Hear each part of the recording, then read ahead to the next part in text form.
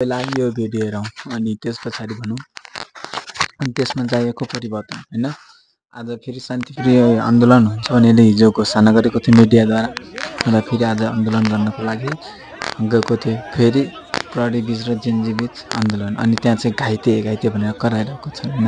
तपाईहरु के भन्न चाहनुहुन्छ? म चाहिँ केही पनि बोल्दिनँ यो विषयमा हैन। यसमा दुवै पक्षको कमजोर छ। हाम्रो जेनजीबाट पनि कमजोर छ, सरकारले दमन गरेको छ। हेर्नुहोस् यहाँ 72 जनाको हत्या भएको छ अनि चुनाव गर्ने भनेको चाहिँ त्यो कुरा नै दल्का उठिरहेको छन्। अब के भन्नु हैन। भिडियोले आफै बोलिरहेको छ, म केही पनि बोल्दिनँ। हेर्दै प्रतिक्रिया दिनु होला। हुन्छ, भिडियोलाई सेयर गर्नुहोस् अनि जसरी हुन्छ देशलाई राम्रो शान्तिप्रिय रूपमा अगाडि बढोस् र पुराना दल्काहरू सबै हटोस् र एउटा देशमा परिवर्तन र रोजगार परिवर्तनशील र सबै हाम्रो देशमा नै बनोस्। अन्तिमसम्म हेर्नुहोस् अनि त्यस पछाडि भिडियोलाई सेयर गर्न नभुल्नु होला।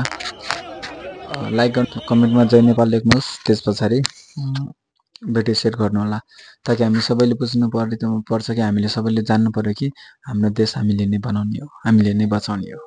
ओके, जय नेपाल गाइज।